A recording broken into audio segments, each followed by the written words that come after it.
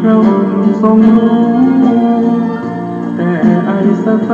ล์ไม่รู้เหมือนมองไม่เป็นวิทยาศาสตร์ไม่อาจพิสูจน์ประเด็นพระองค์ทรงเห็นเพราะอยู่ในยานชั้นสูงรู้แจ้งแจ่มชัดการเปลี่ยนแปลงยิ่งนักกฎการไตรลักษณ์ชักนำใจปรับปรุงกายนอกกายในแยกได้ปัญญาจะรุ่งนักขยานเรื่องรู้เข้าเขตโสดาบัน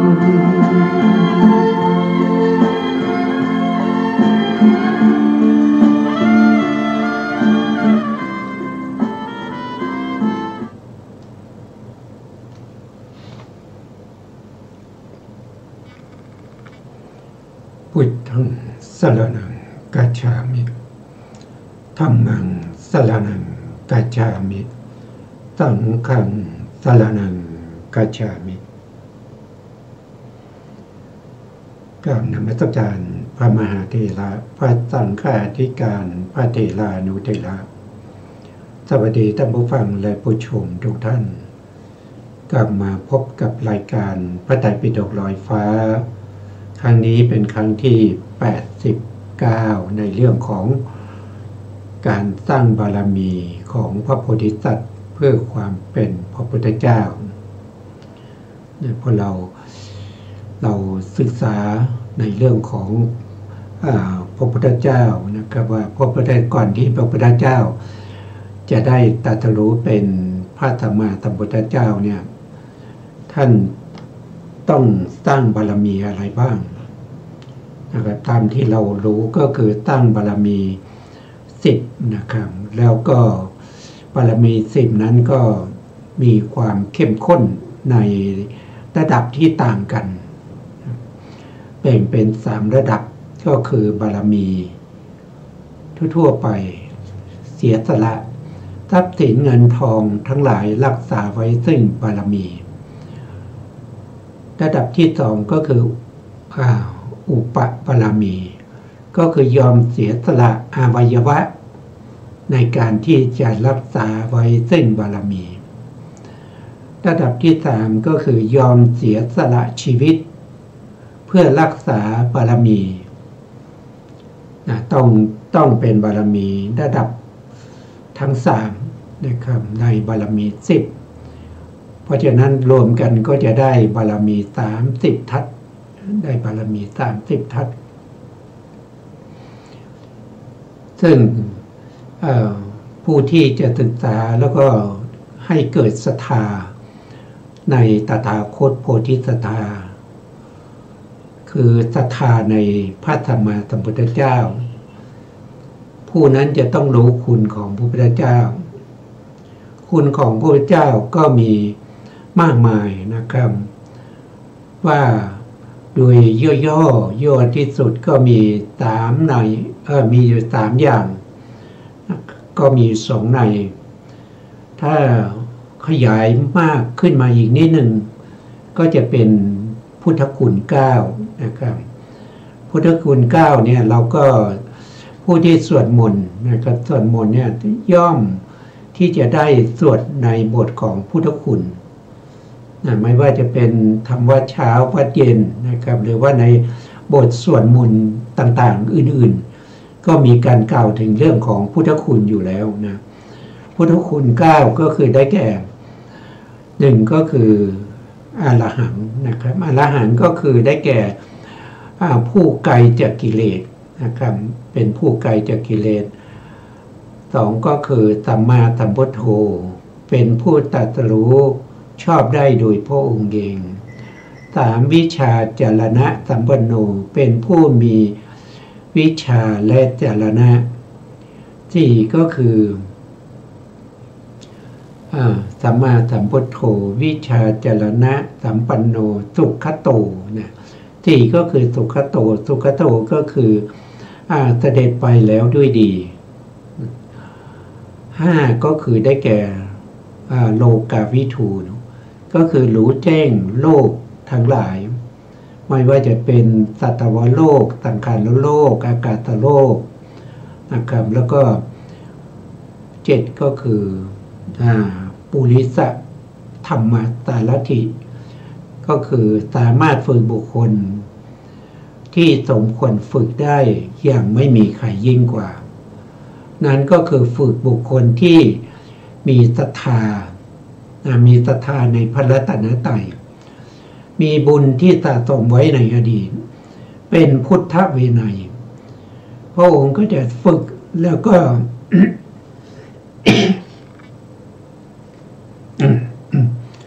จะฝึกแล้วก็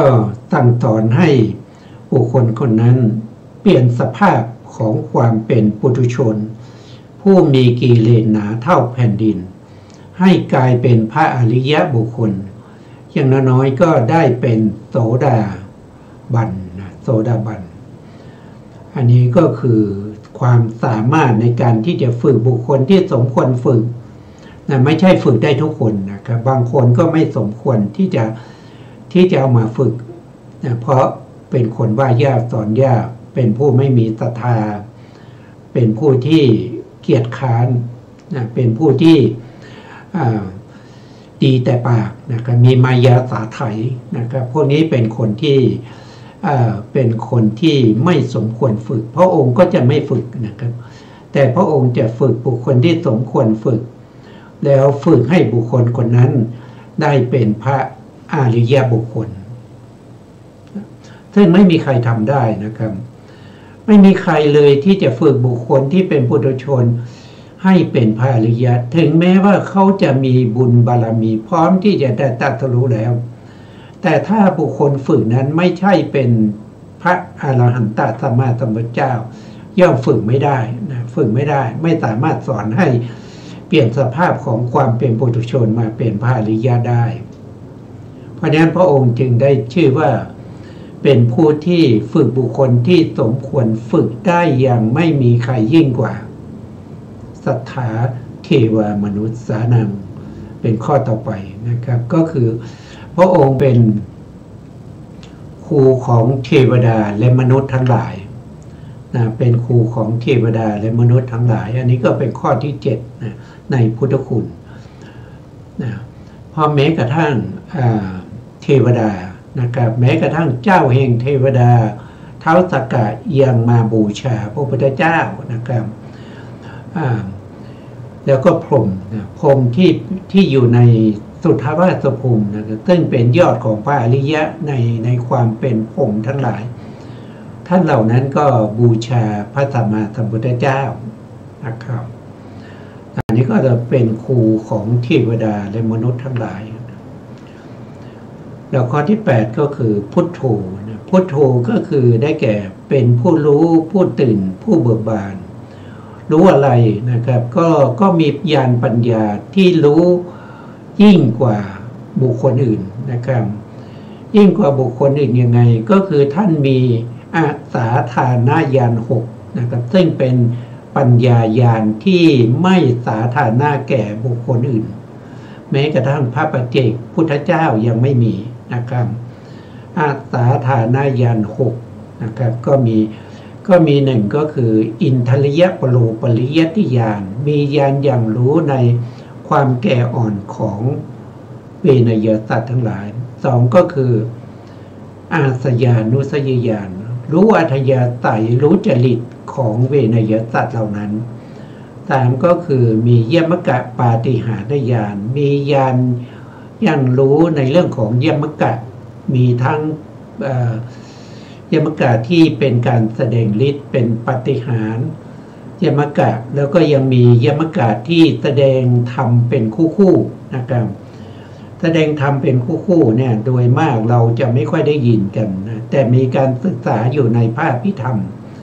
อย่างเช่นมูลยมกะนะครับมูลยมกะขันธายมกะอายตนายมกะอินทรียมกะสัจจายมกะธรรมายมกะสังขารยมกะอนุสัยยมกะแล้วก็มีอะไรมีจิตตายมกะธรรมายมกะทั้งหลายนะครับอันนั้นก็เป็นการแสดงธรรมที่เป็นคู่ๆนะครับ ผู้ที่จะแตกฉานในเรื่องของพระธรรมคำสั่งสอนของพระเจ้าก็ต้องรู้ในเรื่องของยมกะธรรมที่เป็นคู่ด้วยนะครับที่พระพุทธองค์ได้แสดงเป็นคำถามแล้วก็คำตอบนะครับเป็นปุจฉาวิปัสสนาไว้ในธรรมไว้ในยมกะปกรณ์นะครับอันนั้นก็คือเป็นผู้รู้นะครับเป็นผู้รู้แล้วก็ยังมีอีกนะครับมีหลายอย่างนะครับมีหลายอย่างเราพูดย่อๆก็พอนะเราจะได้ศึกษาไปตามลำดับอีกทีในภายหลังนะครับแล้วก็ยังมีที่เป็นผู้รู้ผู้ตื่นนะครับคำว่าผู้ตื่นในตื่นนั้นตื่นจากอะไรก็คือตื่นจากกิเลสทั้งหลายนะครับแล้วพระองค์ตื่นจากกิเลสทั้งหลายด้วยพระองค์เองนะ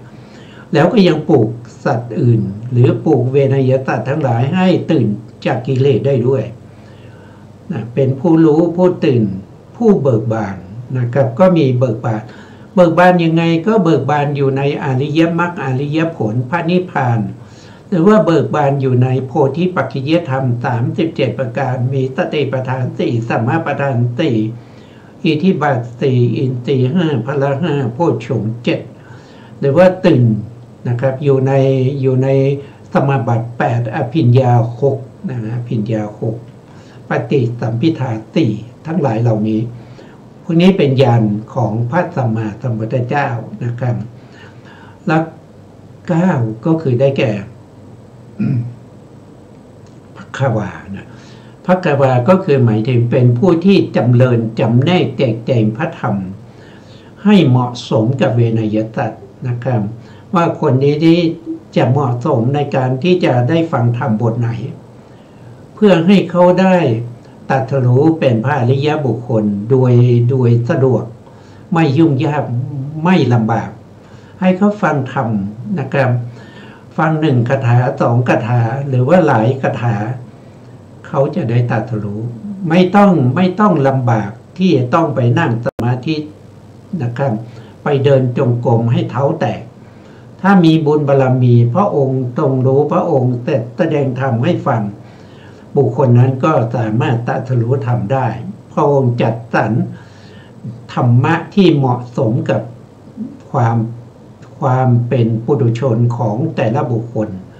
นะครับพระองค์ไม่ได้แสดงธรรมบทเดียวตั้งแต่อัญญาโกฏัญญะ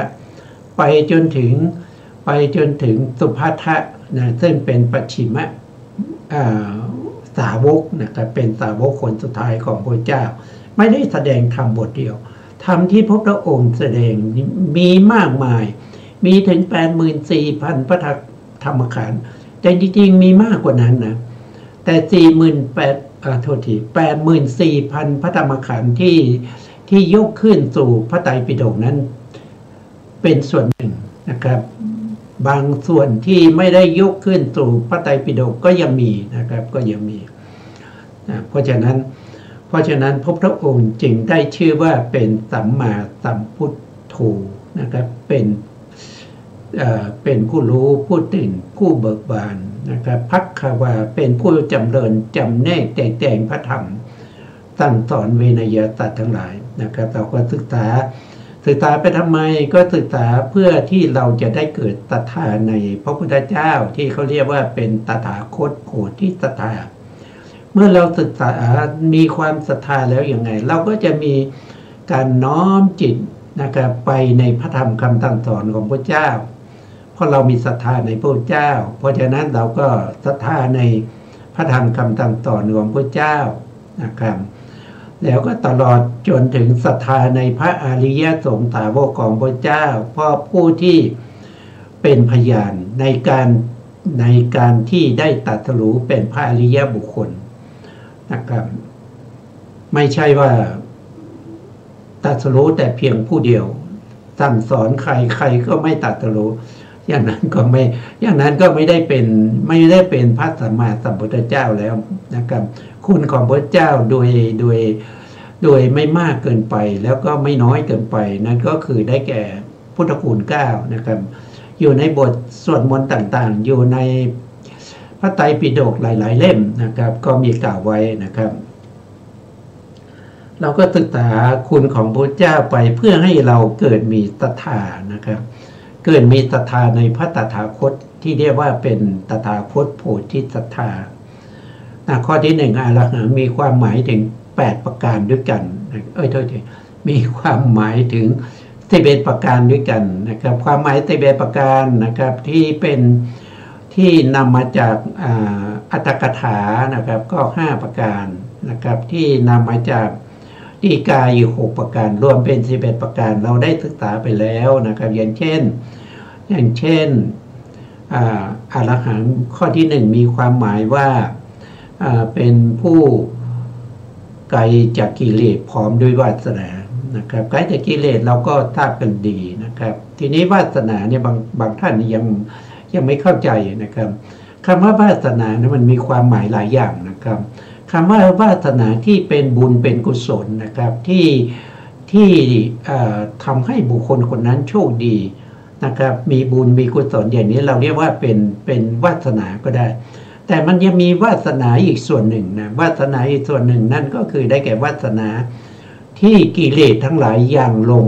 แล้วก็ทำให้บุคคลคนนั้นได้ประพฤตินะครับได้ประพฤติปฏิบัติจนเคยชินในเรื่องของกายวาจานะครับชินจนติดเป็นนิสัยนะครับมานานเวียนว่ายตายเกิดมานานแล้วก็ใช้วาจาอย่างนั้นมานานมากนะครับถึงแม้ว่าได้ตรัสรู้เป็นพระอรหันต์แล้วยังละวาจาเหล่านั้นไม่ได้อย่างเช่นพระปิณฑวัชชะนะเป็นผู้ที่เกิดในตระกูลชั้นสูงมาติดต่อกันยาวนานถึง500ชาตินะครับ500ชาติเพราะฉะนั้นเวลาที่มาตรัสรู้แล้วเป็นพระอรหันต์แล้วก็จะมีวาจาที่ไม่เหมาะสมเช่นกล่าวว่าคนถอยนะครับเห็นมาก็บอกว่าคนถอยมาแล้วหรือนะเขาจะกลับก็คนถอยจะกลับแล้วหรือนะชอบพูดอย่างนี้นะครับถามว่ามาจาก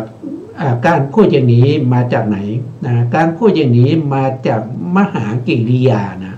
เพราะเขาเป็นพระอรหันต์แล้วเขาไม่มีอกุศลธรรมแล้วเพราะฉะนั้นคำพูดนั้นถึงจะไม่เหมาะสมแต่มาจากจิตที่เป็นมหากิริยาไม่เหมาะสมแต่จิตใจเขาไม่ได้มีความยึดถือในส่วนนั้น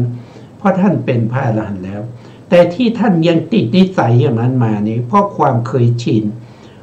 ตั้งแต่อดีตชาติตั้งแต่สมัยที่ท่านมีกิเลสนะครับท่านพูดคำนี้มาเป็นประจำนะครับเพราะฉะนั้นเมื่อได้มาตรัสรู้เป็นพระอรหันต์แล้วยังละไม่ได้นะครับแล้วก็อย่างเช่นพระสารีบุตรนี่ก็เกิดเป็นวานอนเป็นพญาวานอนก็คือเป็นลิงมาหลายภพหลายชาตินะ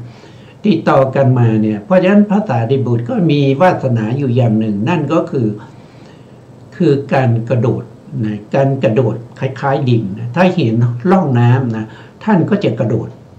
นะท่านก็จะกระโดดข้ามไปข้ามมาถ้าก็พอกระโดดได้นะซึ่งกิริยาอย่างนี้มันเป็นกิริยาที่ดูแล้วมันไม่เหมาะไม่สมถามว่าท่านกระโดดอย่างนี้มาจากจิตที่เป็นอกุศลเลยตอบว่าไม่ใช่นะเพราะท่านได้เป็นพระอรหันต์แล้วจิตที่เป็นอกุศลไม่มีการกระโดดอย่างนี้ก็มาจากจิตที่เป็นมหากิริยานะครับแต่การกระโดดอย่างนี้นะเขาเรียกว่าเป็นวาสนาที่สะสมมาในอดีตชาติไม่ได้มีความว่าเป็นพระอรหันต์แล้วจะทำให้เป็นอย่างนี้ไม่ใช่นะสิ่งทั้งหมดทั้งมวลที่ว่าเป็นวาสนาซึ่งเ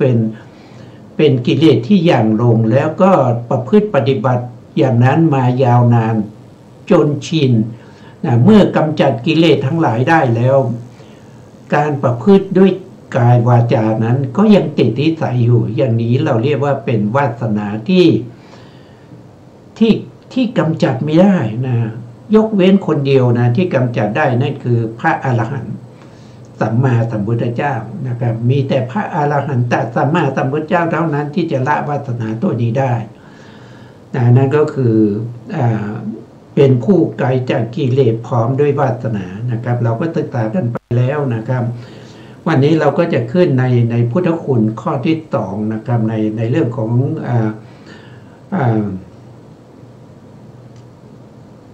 ตรัสรู้ชอบได้โดยพระองค์เองนะครับ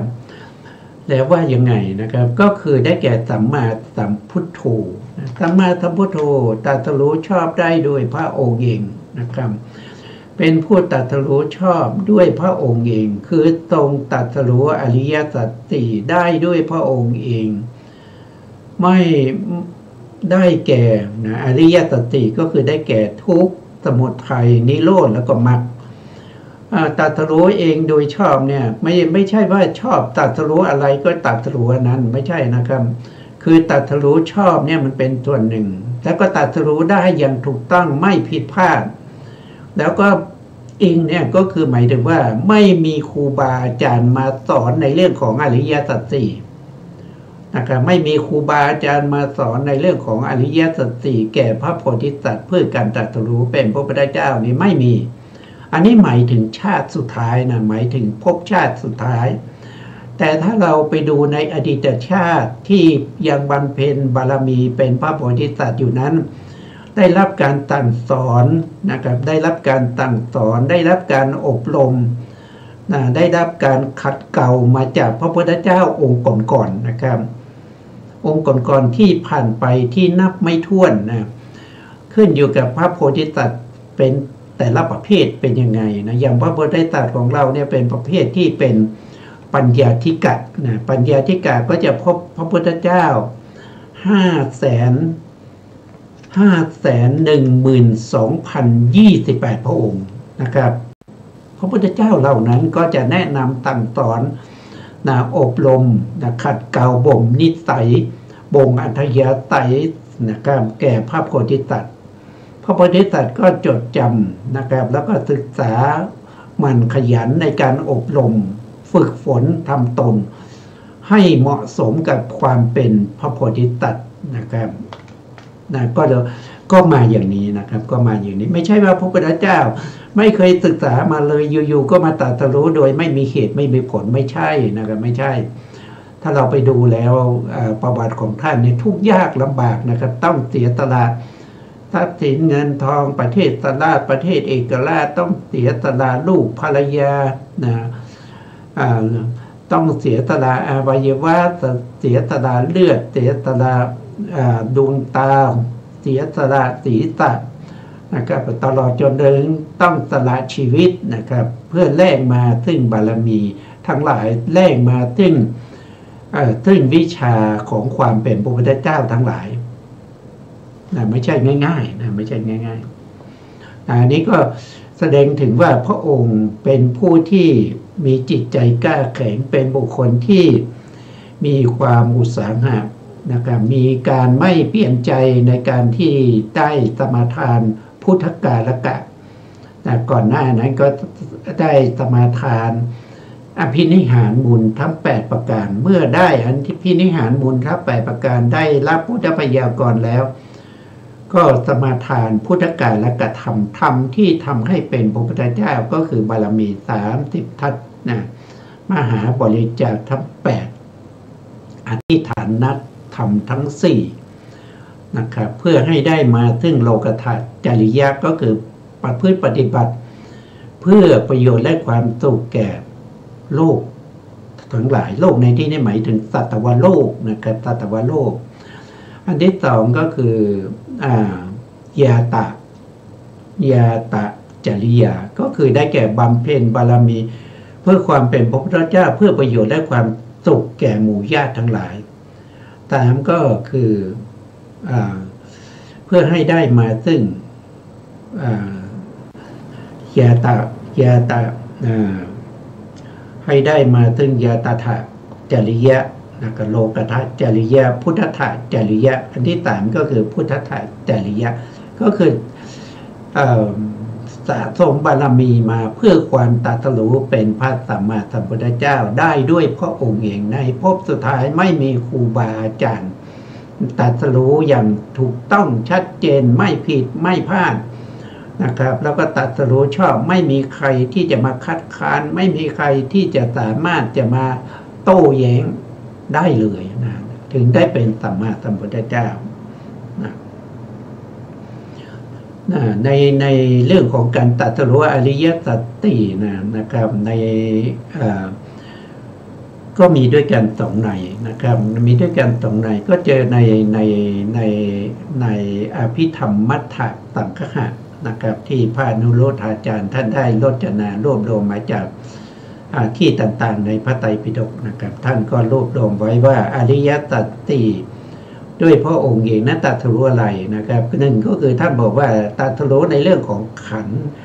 สังขารและขันธ์เท่าที่สังขารนะ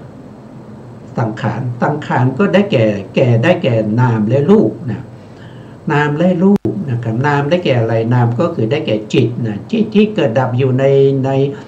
ร่างกายของเราในหทัยวัตถุนะต่ำๆในปัญจโมกขภูมิแล้วจิตที่เกิดดับเหล่านั้นก็เกิดพร้อมกับเจตสิกนะครับเกิดพร้อมกับเจตสิกแล้วก็ดับพร้อมกับเจตสิกมีอารมณ์เดียวกันแล้วก็อาศัยวัตถุเดียวกันเกิดขึ้นนะครับในปัญจโมกขภูมิจิตที่อาศัยวัตถุเกิดวัตถุมีเท่าไหร่นะวัตถุก็มีอยู่6อย่างนะครับ6อย่างก็คือได้แก่จักขุวัตถุก็คือจิตบางจำพวกอาศัยตาเกิดนะครับ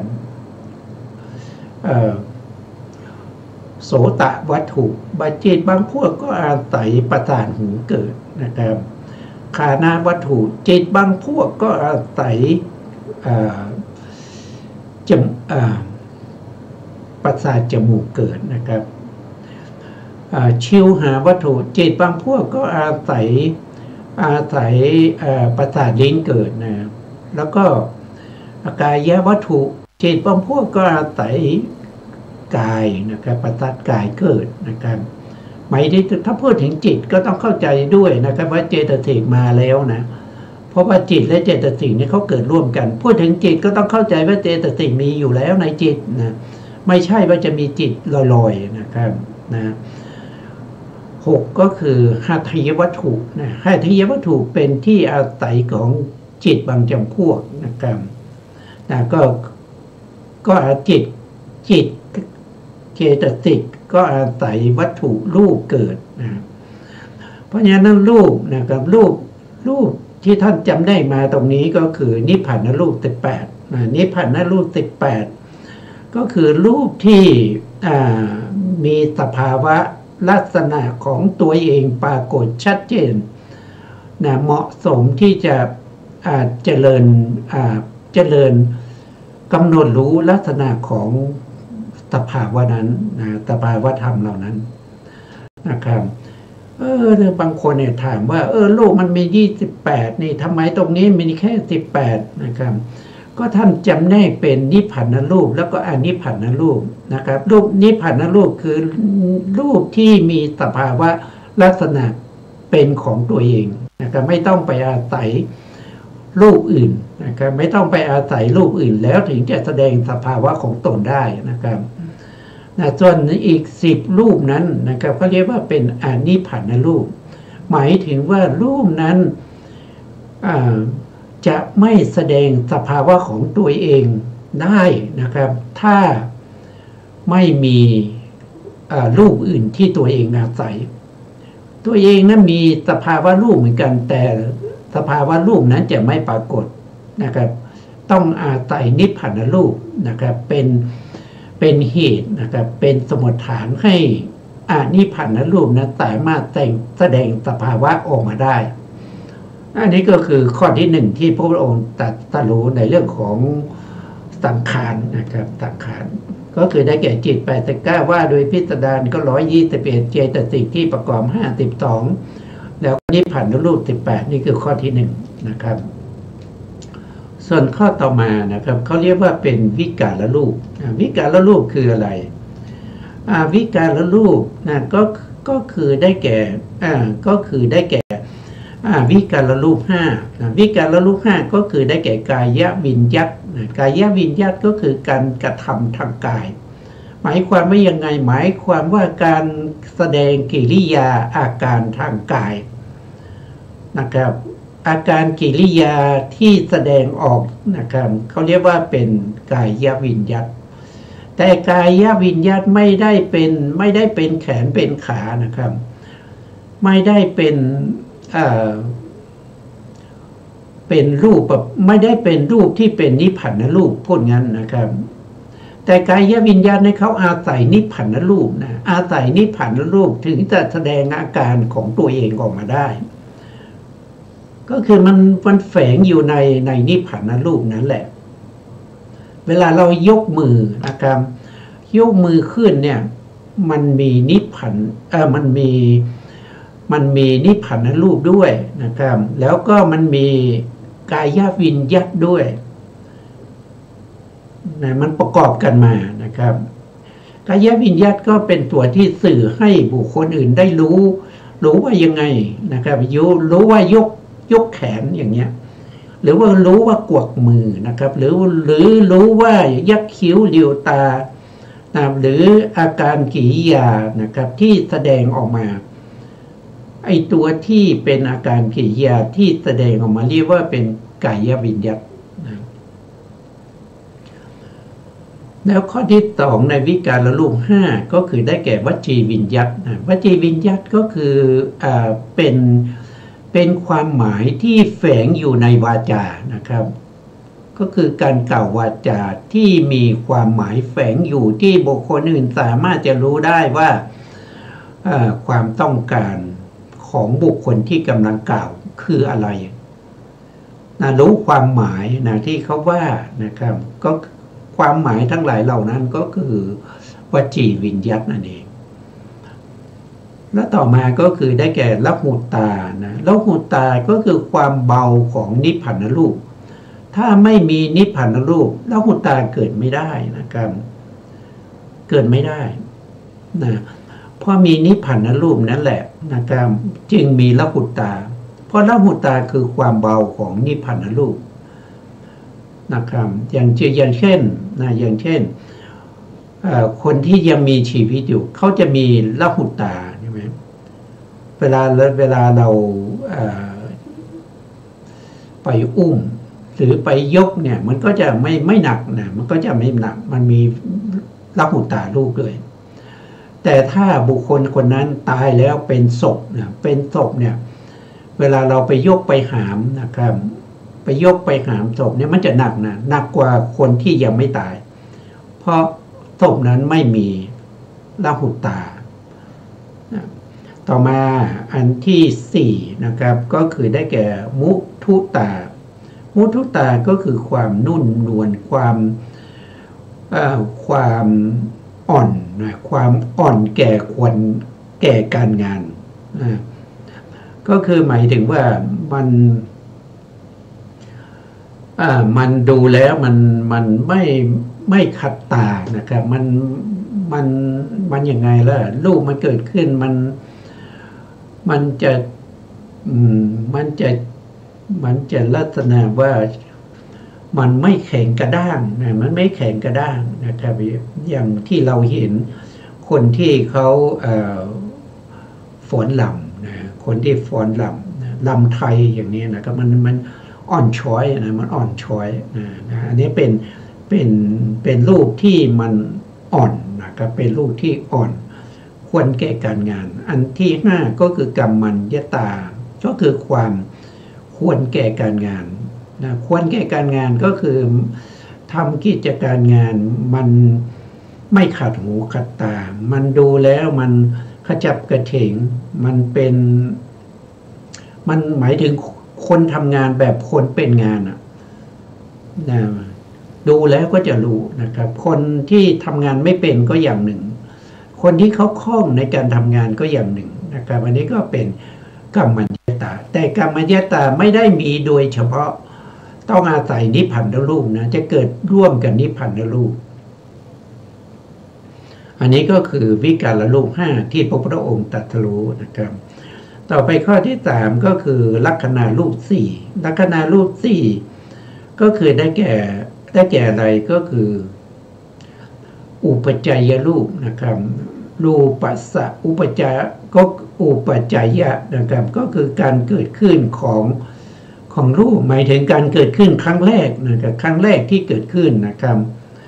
เกิดขึ้นนะก็เรียกว่าเป็นอุปจยะนะครับการเกิดขึ้นครั้งแรกของรูปทั้งหลายอันที่สองก็คือสันตติรูปนะรูปัสสะสันตตินะครับความเกิดขึ้นความเกิดขึ้นในครั้งต่อไปนะครับคือหลังจากที่อุปจยะเกิดขึ้นครั้งแรกแล้วรูปนั้นก็ยังเกิดสืบต่อไปเรื่อยๆนะครับสืบต่อไปเรื่อยๆจนถึงจุดที่รูปนั้นควรจะเกิดนะครับอันนี้เรียกว่าเป็นสันตติรูปชลตานะครับหรือรูปัสสะชลตาก็คือความเสื่อมของรูปนะรูปที่เกิดขึ้นมาจนตรงสุดแล้วในขณะที่ตั้งอยู่นั้นเขาเรียกว่าเป็นความแก่นะครับความแก่ชลตาแล้วหลังจากความแก่ชรตาแล้วก็จะมีอนิจจตารูปัสสะอนิจจตาก็คือได้แก่รูปนั้นมันดับนะรูปนั้นดับนะดับที่ไหนดับที่ตรงที่พังคขณะของรูปนั้นนะครับก็เรียกว่าเป็นอนิจจตานะลักษณะรูปสี่นี้พระพุทธองค์ก็ตรัสรู้นะครับตรัสรู้ไม่ใช่ตรัสรู้เฉพาะสภาวะธรรมเหล่านั้นยังสามารถที่จะบัญญัติชื่อของสภาวธรรมเหล่านั้นได้อย่างถูกต้องชัดเจนไม่ผิดไม่พลาดไม่มีใครที่จะมาเปลี่ยนแปลงสิ่งที่พระองค์บัญญัติไว้แล้วนะครับผ่านมา 2,600 ปีแล้วนะครับก็ยังไม่มีใครที่จะมาแก้ไขบัญญัติทั้งหลายของพระพุทธองค์ได้นะครับไม่สามารถที่จะมาขอแก้นะครับที่พระองค์ตรัสว่าสภาวะธรรมของการรู้อารมณ์นะที่ชื่อว่าจิตนะมันบัญญัติไม่ถูกนะชื่อว่าจิตนะมันไม่ใช่นะมันจะชื่อว่าอย่างอื่นนะครับไม่มีใครมาแก้ไขได้จิตก็เป็นจิตมาตั้งแต่สมัยพุทธกาลนะจนปัจจุบันนี้เราก็ยังเรียกว่าจิตอยู่เลยนะครับเจตสิกก็เป็นเจตสิกอยู่มาจนถึงทุกวันนี้ไม่มีใครที่จะมาแก้ให้เป็นอย่างอื่นนิพพานรูปพระองค์ก็ตัดไว้นะเพราะฉะนั้นนิพพานรูปก็มีมา 2,000 กว่าปีแล้วไม่มีใครที่จะมาเปลี่ยนชื่อเป็นรูปอย่างอื่นนะเพราะมันเปลี่ยนไปแล้วมันไม่ได้สภาวะธรรมมันเปลี่ยนไปแล้วมันไม่ตรงกับสภาวะธรรมทำให้เกิดการศึกษาเล่าเรียนเกิดการรู้แจ้งเห็นจริงไปตามสภาวะธรรมนั้นไม่ถูกต้องจึงไม่มีใครฟังแล้วตรัสรู้เป็นพระอริยบุคคลนะครับต่อไปข้อ 4ที่พระพุทธองค์ตรัสรู้ในแห่งอภิธรรมมัทธสังฆานั้นก็คือพระองค์ตรัสรู้ในเรื่องของพระนิพพานตรัสรู้ในเรื่องของพระนิพพานได้แก่ธรรมชาติที่พ้นจากขันธ์ห้าธรรมชาติที่พ้นจากขันธ์ห้านั้นเราเรียกว่าเป็นอสังคตธรรมว่าโดยสภาวะลักษณะมีอย่างเดียวนะครับมีอย่างเดียวคือสันติลักขณังสันติลักขณังนะครับก็เรียกว่าเป็นอะไรก็คือเป็นความสุขที่พ้นจากความสุขแบบโลกิยะความสุขแบบฌานจิตนะอันนี้คือความสุขที่เป็นอาสังคตธรรมเป็นความสุขที่มีในพระนิพพานแล้วก็ไม่ใช่ความสุขที่เป็นมรรคจิตนะในมรรคจิตก็มีเวทนานะมีสมณเวทนาอุเบกขาเวทนาสมณเวทนาในมรรคจิตก็ไม่เรียกว่าเป็นสันติลักขณังทำไมล่ะเป็นอริยธรรมไม่ใช่หรือใช่เป็นอริยธรรมแต่ไม่ใช่พระนิพพานไม่ใช่อสังคตธรรมนะครับเวทนาที่อยู่ในมรรคจิตผลจิตก็ไม่ใช่สันติลักขณังตามสภาวะในนี้นะครับแล้วว่าด้วยปริยัยยะเหตุนะครับก็คือเหตุที่เข้าถึงพระนิพพานเหตุที่เข้าถึงพระนิพพานนะครับเขามีอยู่สองอย่างนะครับคือผู้ที่เข้าถึงพระนิพพานมีอยู่สองอย่างก็คือหนึ่งก็คือได้แก่อุปาทิเสสนิพพานอันนี้คือพระนิพพาน ที่เป็นนิพพานของพระอรหันต์ทั้งหลายที่ท่านยังไม่ได้ปรินิพพานท่านยังมีชีวิตอยู่หมายถึงว่าท่านกำจัดกิเลสทั้งหลายหมดสิ้นแล้วแต่ท่านยังเหลืออะไรเหลืออุปธิที่เป็นรูปนะครับยังมีรูปขันธ์อยู่นะครับยังมีรูปขันธ์อยู่มีเวทนาขันธ์อยู่มีสัญญาขันธ์สังขารขันธ์วิญญาณขันธ์อยู่นะครับขันธ์ที่เป็นนามขันธ์นี้จะมีเฉพาะโสภณจิตนะครับในส่วนที่เป็นอกุศลจิตจะไม่มีนะเพราะกำจัดได้อย่างหมดจดแล้วแต่ยังมีชีวิตอยู่จึงเป็นสัตว์นะสัตว์ก็คือยังมีอุปาทิก็คือได้แก่อุปาทิขันธ์นั่นเองนะครับที่เหลืออยู่ก็คือรูปขันธ์นะรูปขันธ์ยังมีอยู่นะครับเพราะท่านยังไม่ได้ปรินิพพานเวทนาขันธ์ท่านก็มีอยู่ท่านยังมีความรู้สึกนะมีความรู้สึกถึงสมนัตก็คือมีความสบายใจนะครับสบายใจสุขใจนะครับแล้วก็มีอุเบกขาก็คือความเฉยๆท่านยังมีอยู่ในที่ไหนบ้างนะก็มีอยู่ในจิตที่ท่านเป็นมหากิริยาจิต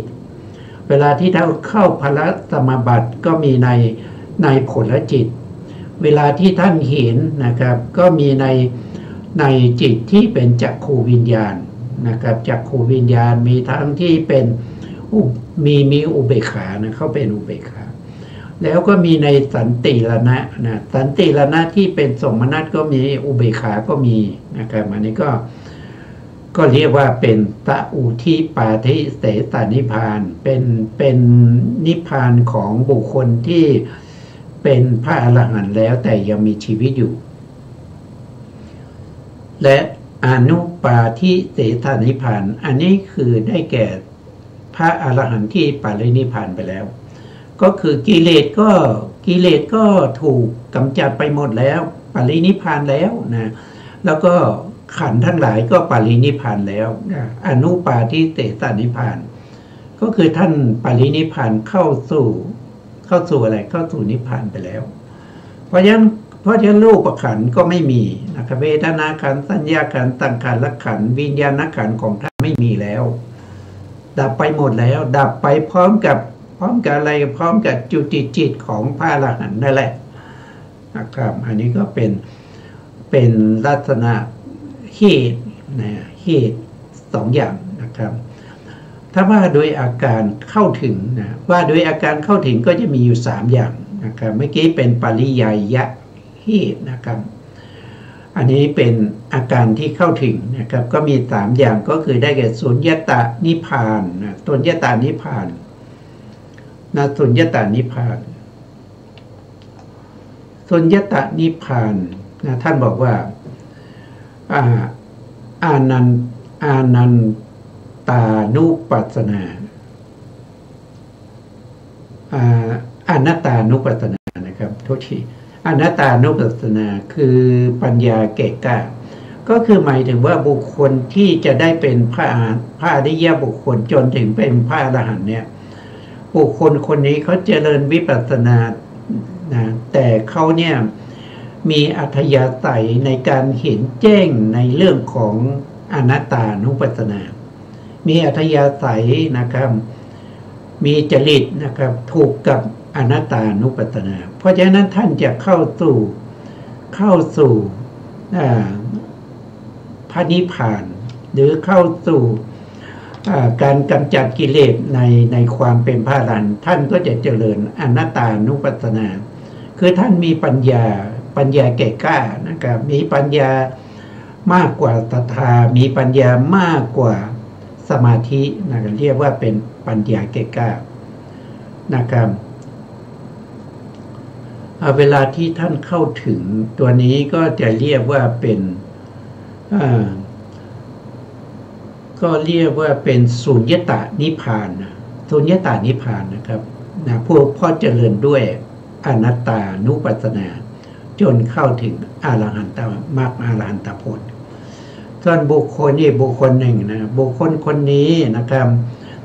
เป็นบุคคลที่มีศรัทธาแก่กล้านะครับมีศรัทธาแก่กล้าเวลาที่ท่านเจริญวิปัสสนา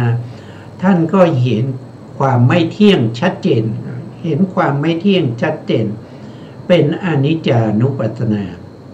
เป็นอนิจจานุปัสสนานะครับเมื่อเข้าถึงพระนิพพานก็เรียกว่าการเข้าถึงด้วยอาการอานิมิตตนิพพานเข้าถึงด้วยอานิมิตตนิพพานนะครับแล้วบุคคลที่3นะครับเป็นบุคคลสุดท้ายที่เข้าถึงพระนิพพานได้ด้วยอัปปนิหิตานิพพานคือบุคคลคนนี้เขาเป็นคนที่สมาธิแก่กล้าเขาเป็นบุคคลที่เจริญสมถะมาก่อนนะครับเมื่อเขาได้ฌานเขาออกจากฌานเขาก็มาเจริญวิปัสสนาแต่เขามีสมาธิแก่กล้าเพราะฉะนั้นเขาเห็นความทุกข์มากนะครับเขาเห็นความทุกข์มากเวลาเขาเจริญวิปัสสนาเขาก็เจริญทุกขานุปัสสนาเป็นกำลังของเขาถามว่าเขาไม่รู้อนัตตานุปัสสนาด้วยเขาไม่รู้อนิจจานุปัสสนาด้วยใช่ไหม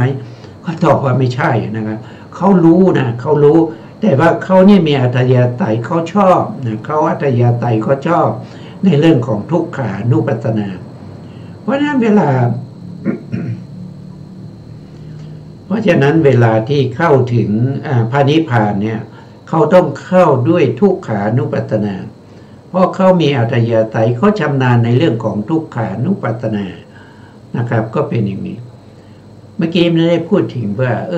ผู้ที่แก่กล้าด้วยปัญญาเจริญอนัตตานุปัสสนาแล้วก็เข้านิพพานที่เรียกว่าสุญญตานิพพาน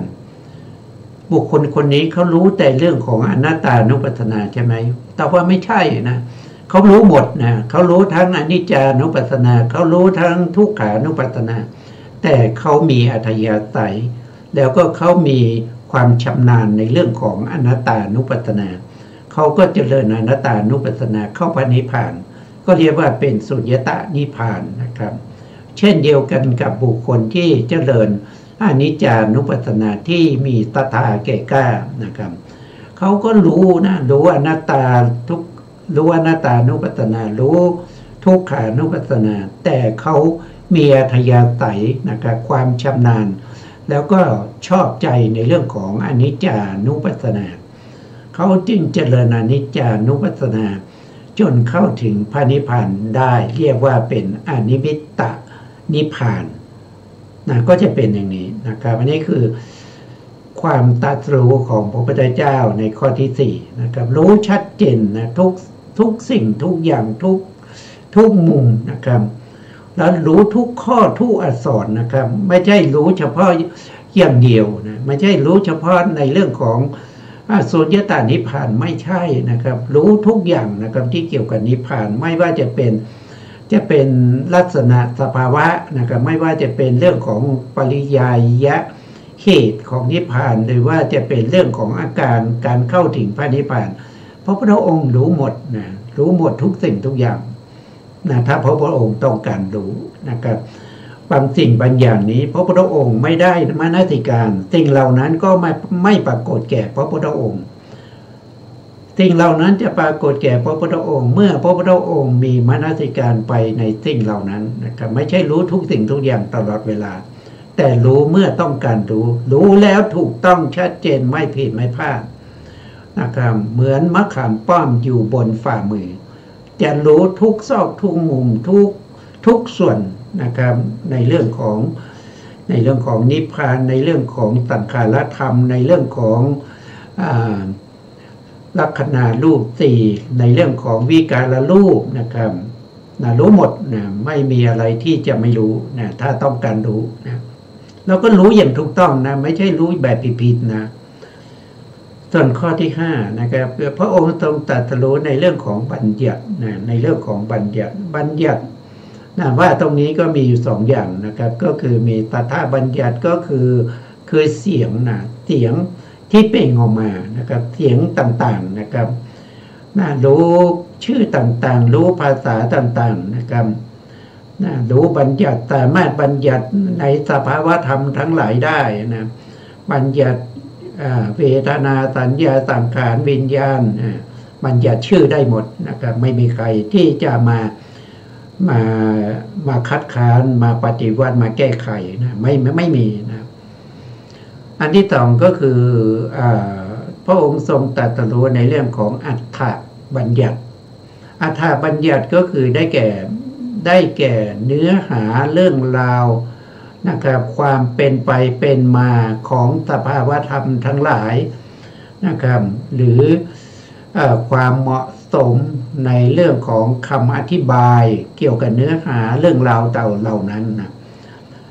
พระพุทธองค์มีข้อที่5นี้แหละนะครับทรงตรัสรู้ในเรื่องของบัญญัตินี้แหละพระองค์จึงได้มาเป็นสัมมาสัมพุทธเจ้าสามารถที่จะตรัสรู้สภาวธรรมบัญญัติธรรมทั้งหลายให้เหมาะสมกับเวนยสัตว์ถ้าพระองค์ไม่ได้ตรัสรู้บัญญัติพระองค์จะไม่สามารถที่จะสั่งสอนเวนยสัตว์ได้เหมือนกับพระปัจเจกนะพระปัจเจกพุทธะนี่เป็นผู้ที่ตรัสรู้เองนะรู้สภาวธรรมทั้งหมดแต่ไม่สามารถที่จะสื่อสารให้แก่บุคคลอื่นไม่สามารถที่จะถ่ายทอดให้บุคคลอื่นได้รู้ตามได้เพราะท่านไม่มีบัญญัติไม่มีการแต่งตั้งไม่มีการบัญญัติชื่อขึ้นมาในสภาวธรรมทั้งหลายเหล่านั้นนี่ก็เป็นการตรัสรู้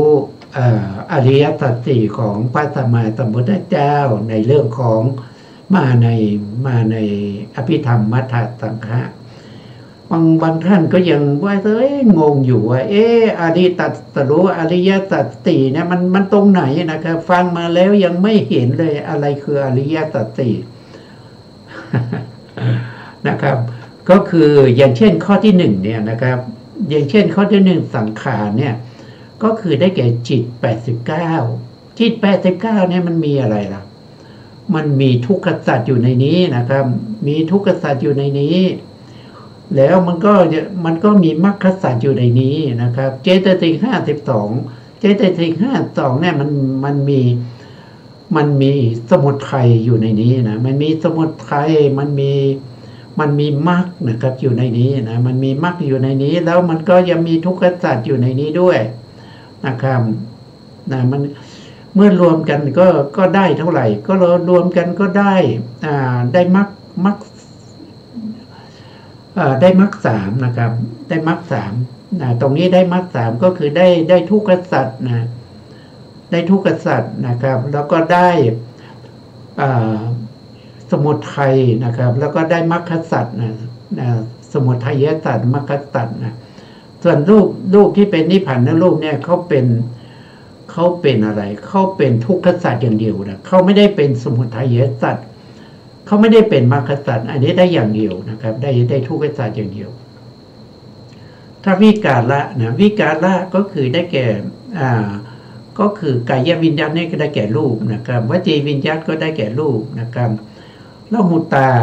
ตรงนี้ก็คือหมายถึงรูปด้วยนะครับมัญญตาก็หมายถึงรูปพวกนี้เป็นรูปนะครับรูปทั้งหลายเหล่านี้ก็จัดเป็นทุกขสัจนะจัดเป็นทุกขสัจนะครับไม่มีสมุทัยสัจไม่มี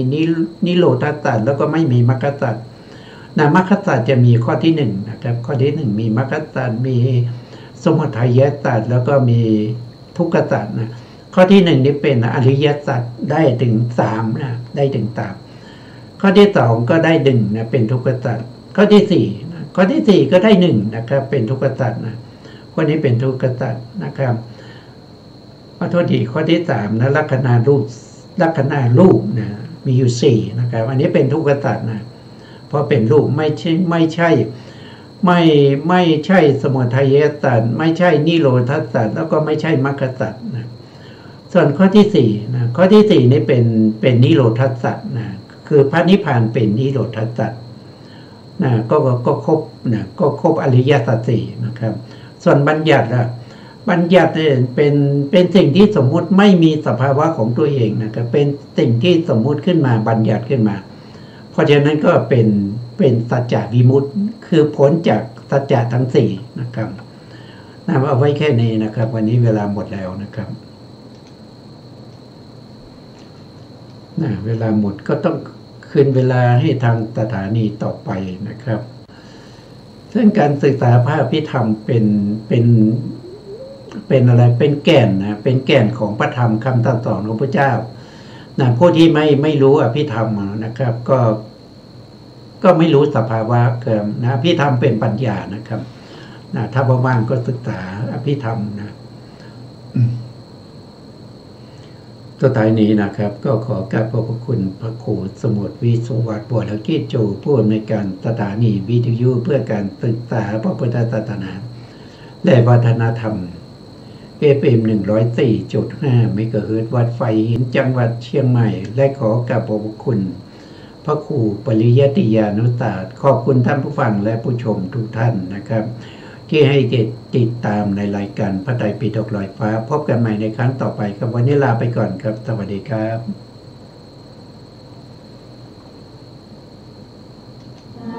แต่ไอ้สไตล์